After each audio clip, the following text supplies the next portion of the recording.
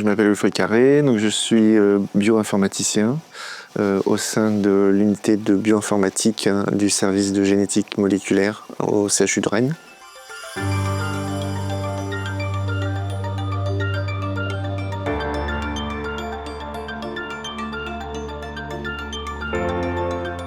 Mon métier, c'est d'agréger l'ensemble des données qui sont produites pour les analyses génétiques et les rendre compréhensibles aux biologistes pour qu'ils puissent rendre des diagnostics. Donc au quotidien, c'est de créer des programmes et des algorithmes, donc devant un ordinateur, utiliser des clusters de calcul de manière à simplifier ces données et à les rendre compréhensibles. Dans le génome humain, il y a 3 milliards de paires de bases, et donc ça va être chercher l'aiguille dans la botte de foin, c'est-à-dire l'erreur qui est responsable de la pathologie. Donc un petit élément qui a dysfonctionné ou qui n'est pas identique par rapport à un génome normal et qui va provoquer une maladie. On peut avoir des difficultés à trouver, donc c'est là où en fait il y a une grosse part de recherche et d'innovation qui doit être faite au sein de la bioinformatique. C'est arriver à identifier des choses qui ne sont pas connues ou essayer de mettre en place des outils qui vont permettre de voir les données sous un autre angle pour pouvoir interpréter ces données. Donc en fait, l'information générale est là quand on fait un séquençage, c'est juste qu'il faut arriver à l'interpréter. Dans notre cas, on va utiliser donc l'outil informatique pour agréger toutes ces données et pouvoir donner du sens aux données. Nous, on est juste un maillon en fait dans toute la chaîne.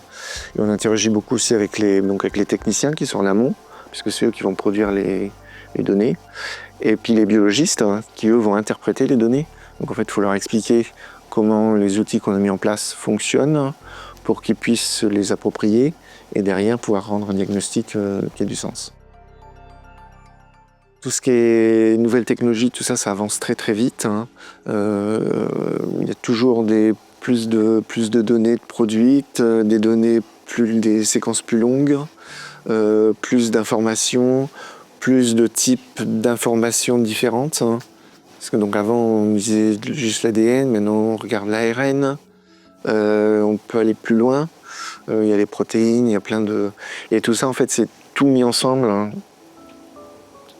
On va arriver à avoir encore plus de connaissances. Pour arriver au métier de bioinformaticien, en fait, il n'y a pas de profil type. Moi, je suis docteur en biologie, en génétique, et je me suis mis à la bioinformatique tout seul. Parce que j'en avais besoin pour mes travaux de recherche. Après, aujourd'hui, il y a beaucoup de formations en bioinformatique, donc il y a des masters, il y a des personnes qui font des thèses.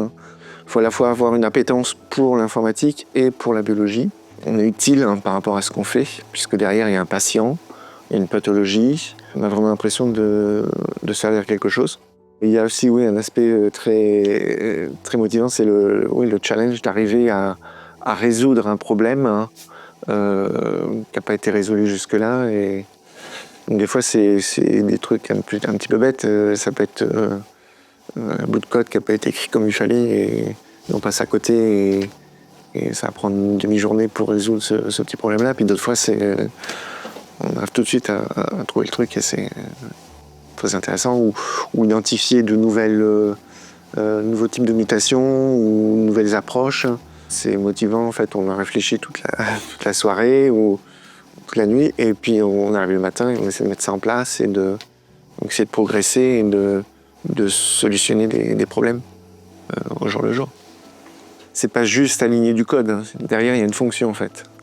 Et c'est ça qui est intéressant. Comment les choses fonctionnent, qu'est-ce qu'un génome, c'est toute la vie, la biologie. Donc tout ça c'est très motivant. Enfin, moi, ça me passionne et ça me motive.